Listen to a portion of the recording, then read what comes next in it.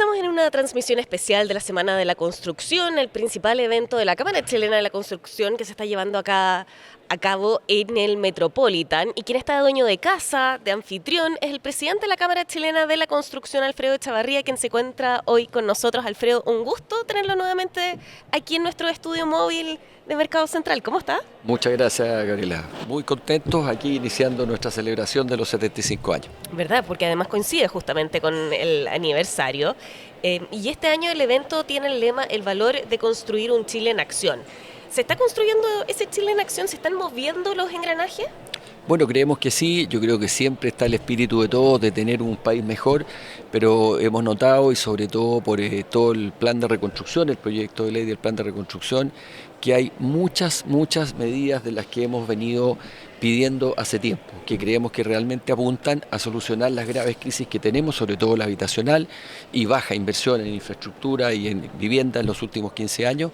Por lo tanto, creemos que están bien inspiradas. Así que estamos muy expectantes de eso y que ojalá salgan rápido, porque obviamente producen efectos de repente no deseados a la espera de que eso salga para tomar ciertas decisiones. Justamente de eso quería hablar, porque el presidente José Antonio Kast está impulsando este proyecto misceláneo, la llamada ley de reconstrucción, que tienen su centro un recorte de impuestos, pero también algunas medidas específicas sensibles para la industria, como la que usted aludía, que ha sido la eliminación transitoria del IVA. Y el gremio ha sido bien claro en decir que no es posible calcular exactamente en cuánto podría reducirse el valor final de las viviendas, pero sí han manifestado su preocupación por el impacto que está teniendo las decisiones de compra, porque se estarían postergando, ¿no? El gobierno introdujo indicaciones a este elemento. ¿Cambia la situación ahora para la industria de la construcción? No, en líneas generales no tengo el detalle de todas las indicaciones, pero lo que sabemos es que son en general para simplificar procesos, aclarar temas, y van muy en la línea también de recoger en alguna forma las indicaciones que han llegado de parte del poder del parlamentarismo, digamos, de los diputados del Congreso y los senadores. Entonces eso es un poco lo que hay. Ahora, efectivamente, y es natural que así sea, cuando sale una medida que yo creo que se instaló mal por todos, digamos, no estoy diciendo que haya sido el gobierno, al decir eliminar el IVA, todos tenemos en el inconsciente que el IVA es un 19%, efectivamente es un 19%, pero es un impuesto al valor agregado. Entonces, cuando se elimina solo en la persona final, el que emite la factura, en este caso la inmobiliaria, el descuento que puede hacer es del IVA que él está agregando en el proyecto. Y como los terrenos no pagan IVA, y como además tienen IVA que ya han ido pagando durante la construcción, el impacto es mucho menor. Ahora, ¿por qué no se puede calcular una cifra? Porque, por un lado, el valor de los terrenos es absolutamente distinto en todos los proyectos. Los rangos son, pero hay de todo. Hay proyectos en que el valor del terreno puede incidir un 10% y hay extremos, son extremos, pero también hay proyectos, hemos conocido, en que el valor del terreno puede incidir un 40, un 50%. Entonces ahí hay una variabilidad completa. Y lo otro, que depende de la etapa en que esté el proyecto. Un proyecto que ya está prácticamente vendido, que quedan muy pocas unidades en venta, es probable que ya haya recuperado todo el IVA que pagó. Y ahí podría haber un descuento algo mayor. Pero un proyecto que está recién saliendo a la venta, que tiene todo el IVA que ya pagó, todavía es un IVA crédito para la inmobiliaria, obviamente si no recupera ese IVA, eso pasa a ser un costo y ahí el descuento puede ser muy menor. Pero lo que está claro es que no va a ser el 19%, que podría incluso ser menor a los 2 dígitos. De todas maneras, menor a los 2 dígitos. Yo creo que la gran mayoría de los proyectos debieran dar, en los casos mínimos, 2%, 3%, y podrá llegar hasta 5, 6, 7%. Lo que obviamente nadie puede descartar es que existan, como dije, en algunos proyectos, algunas unidades finales por vender y que esa inmobiliaria ya haya recuperado todo el IVA que pagó durante la obra, y obviamente ahí sí que el descuento puede ser mayor, sí, pero el promedio debiera andar en ese otro rango. Sí, desde la industria alertaron desde un principio que esto podría llevar a un desistimiento, una postergación en realidad de la decisión de compra. ¿Cómo se ha visto eso en las últimas semanas? Bueno, hemos visto efectivamente una ralentización, no tenemos la cifra exacta y no podemos tenerla de todas las empresas, no nos corresponde tampoco, pero sí lo hemos visto, sí lo hemos sentido. Así que creemos que eso está provocando eso y es natural. Sí. Si las personas creyeron que era un 19%, dice, bueno, aquí tengo que esperarme, todo se ha dicho que esto va a ser muy rápido, por eso hemos insistido mucho, Gabriela, que aquí lo que hay que tratar de hacer de todos los sectores es aprobar esto rápido. La ley miscelánea. La ley miscelánea, porque eso obviamente despeja la duda. Aclarado eso, se podrán hacer los cálculos, cada proyecto podrá indicar lo que puede descontar y se retoma el ritmo que ya veníamos con algo que llamamos más que brotes verdes, ya veníamos con una buena aceleramiento de las ventas, todavía muy lejos de lo que tiene que ser, pero muy superior a lo que había sido en los últimos años. Una política que ha ayudado a eso es el subsidio a la tasa, ¿no? ¿Se agotó ya esa medida porque también tenía un cierto límite? En la práctica sí, la ley de subsidio a la tasa tenía un cupo de 50.000 unidades, 50.000 viviendas nuevas, de menos de 4.000 UF, habían ahí 6.000 que el ministro Montt en su oportunidad solicitó incorporar, pero son 50.000 unidades. De esas hay al día, hace el último informe, hace unos 10 días atrás, 78.000 solicitudes elegibles. ¿Qué significa eso? Que de unas 90.000 o poquito menos de 90.000 solicitudes que llegaron, se revisaron y hay 78.000 solicitudes, 78.000 personas, familias, que los antecedentes que presentaron y que fueron verificados indica que sí le podría aplicar el subsidio. Después, por supuesto, viene toda la verificación de sueldos para efectos de crédito y todo. Pero esa es la magnitud que ya es elegible. Y ya hay 25.000 propiedades escrituradas y vendidas con crédito hipotecario. Entonces, en la práctica ya no hay más espacio. Todo indica que con las tasas que se ha venido aprobando, eso debiera coparse en los próximos meses. Bueno, y desde el debate presidencial también se había anunciado una ley de subsidio a la tasa hipotecaria 2.0. De hecho, en uno de los debates, el presidente José Antonio Kast dijo que iba a lanzar una reformulación, manteniendo lo bueno y descartando lo malo. ¿Han tenido novedades sobre eso? No, en los últimos 10 días no hemos conversado, sí nos han planteado, y cuando nosotros lo hemos planteado en las reuniones que hemos tenido en estos 60 días, que es algo que no está descartado, así que esperamos que sí se haga. Eso se está traduciendo en términos reales, que las personas que acceden a eso y que obtienen ese subsidio, en términos prácticos, tienen una rebaja en el precio de la vivienda, en el servicio del crédito, del orden del 10%. O sea, impacta más que la política de eliminación transitoria al IVA. Insisto que como la política no es un valor número único, aquí en cambio es un valor único. Hay varios bancos que los dividendos están resultando del orden de hasta un 11,5% menos. Entonces, el dividendo, dividendo, no el precio final. Pero sí. Pero ese es el dividendo, entonces en la práctica eso significa que va a pagar un 10, un 11% menos por el crédito, el 90%, el 10% no tiene ese descuento. Exacto. Pero esa es la magnitud del impacto.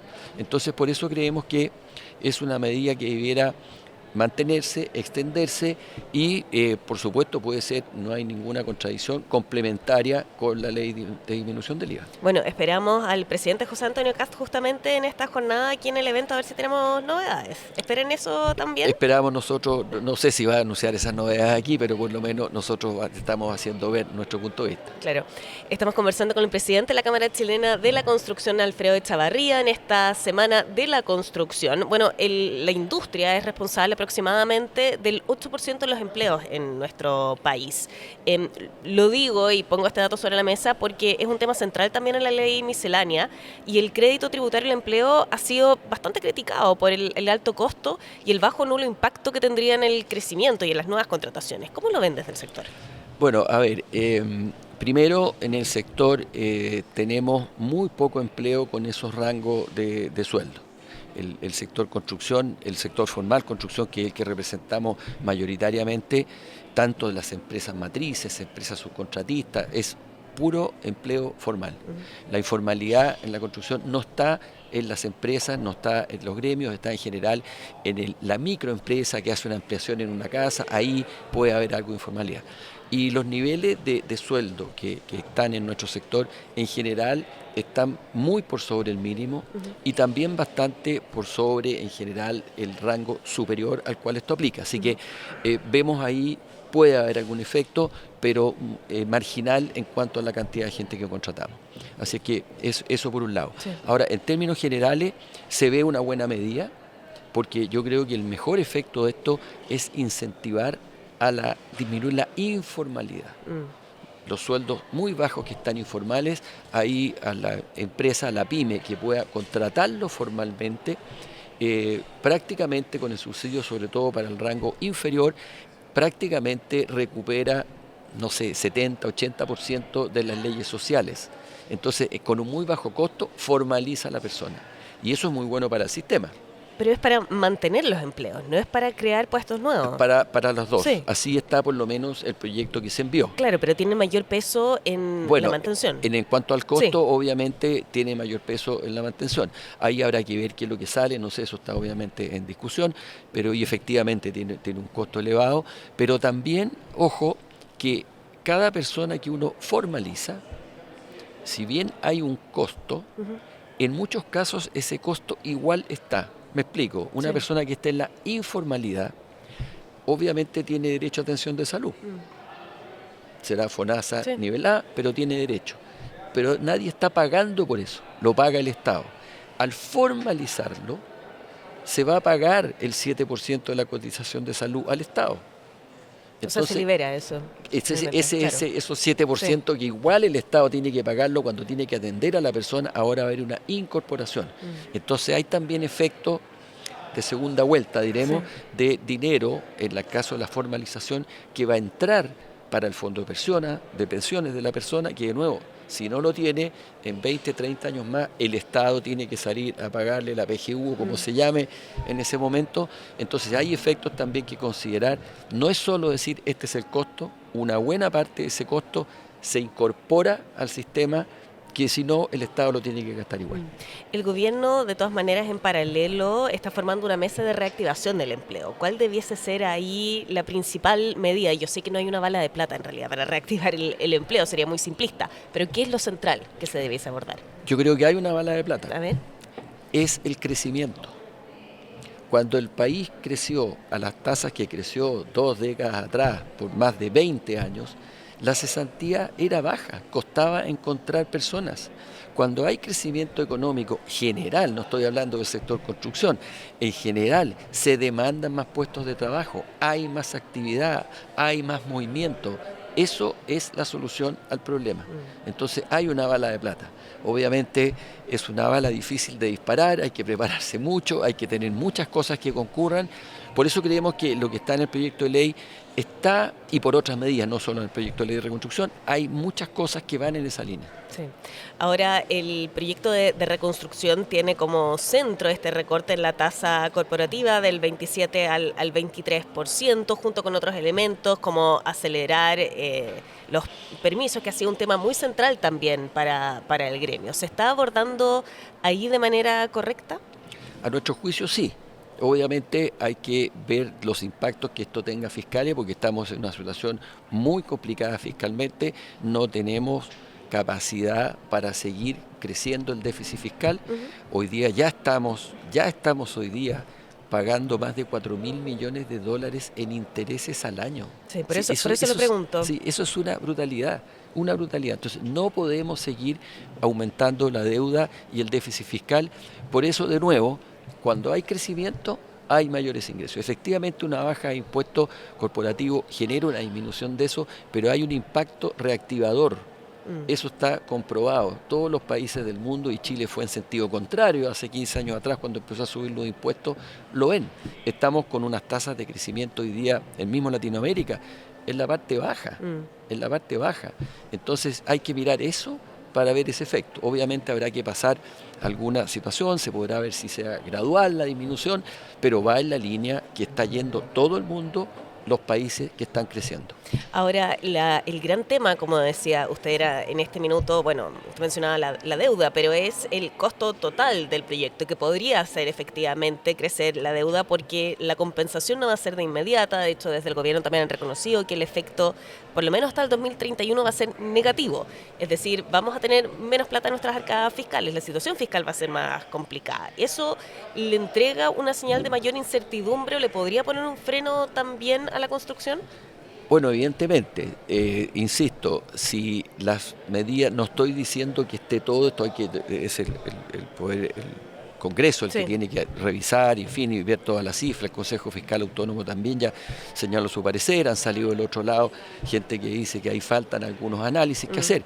Ahí nosotros no nos vamos a meter en eso. Hay que cuidar el equilibrio fiscal. Hay que cuidar el equilibrio fiscal, pero yo diría hay que cuidar el equilibrio fiscal obviamente ahora del presente, pero si hay alguna medida, por ejemplo, como el subsidio a la tasa, que tenía un muy bajo impacto fiscal, muy bajo, pero tenía impacto fiscal, pero está logrando vender 25.000 propiedades ya, estamos solucionando primero el problema de 25.000 personas y segundo, es dinero que está entrando al sistema, ahí entre paréntesis hay un IVA, esas viviendas pagaron un IVA, se generó un ingreso para el fisco y hay también una reactivación.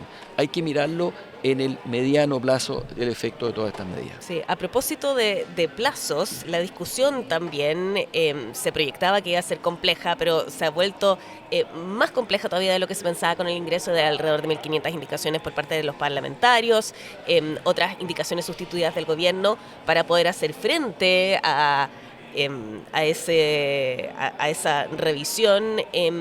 ¿Se está poniendo más complejo y por lo tanto también más incierto el panorama para la construcción? Bueno, insisto, a ver, primero, cuando aparecen estas miles de indicaciones, llama la atención, porque son proyectos bastante simples, pero bueno, obviamente es la labor del Congreso y corresponde que lo hagan, pero nos parece que hay algo ahí excesivo que no debiera haber ocurrido y también entendemos que las indicaciones que está poniendo el gobierno es para solucionar algunos de esos temas y poder reducirlas.